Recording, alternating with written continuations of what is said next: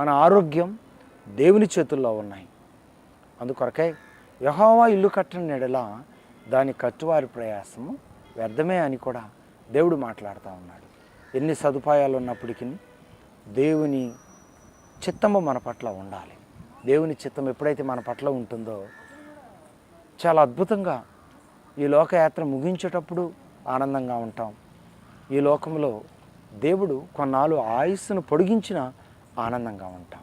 ఎన్ని సదుపాయాలు వచ్చినా, ఎన్ని హాస్పిటల్స్ వచ్చినా, దేవుని కృప ఎంత గొప్పగా మన పట్ల ఉన్నప్పటికీ కూడా దేవుడు మన పట్ల ఎన్నాళ్ళైతే ఈ లోకంలో మనం ఉండాలని ఆయన చిత్తంలో ఉంటుందో అన్నాలే ఈ లోకంలో ఉంటాం.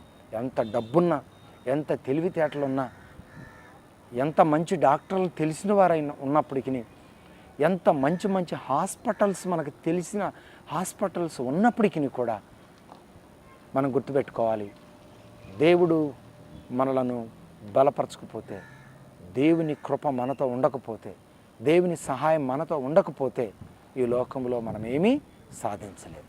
దేవుడు ఆయుస్సు ముగించిన తర్వాత ఎవరు తిరిగి దాన్ని బ్రతికించలేరు.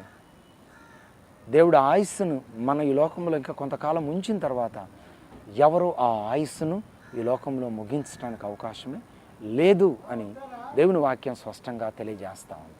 కాబట్టి ప్రియులారా, ఈ లోకంలో మనం బ్రతుకుతున్నాం. దేవుడు అనుగ్రహించిన ప్రతి సదుపాయాన్ని సద్వినియోగం చేసుకోవాలి. హాస్పిటల్ని సద్వినియోగం చేసుకోవాలి. ప్రకృతిని సద్వినియోగం చేసుకోవాలి. ఈ అందమైన వృక్షముల ద్వారా దేవుడు మనకి ఏ అవకాశాలను అనుగ్రహించాడో, ఏ వైద్య సదుపాయాలను అనుగ్రహించాడో, ఏ ఫలాలను అనుగ్రహించాడో వాటిని అనుభవిస్తూ ఆనందిస్తూ ఈ అందమైన ప్రకృతిని ఇచ్చిన దేవునికి వందనాలు చెల్లిస్తూ దేవునికి మహిమార్థంగా ఈ లోకంలో జీవించడానికి ప్రభు కృప ఎల్లప్పుడూ మనకు సహాయం చేసి నడిపించును గాక. ఆమేన్, ఆమేన్, ఆమేన్.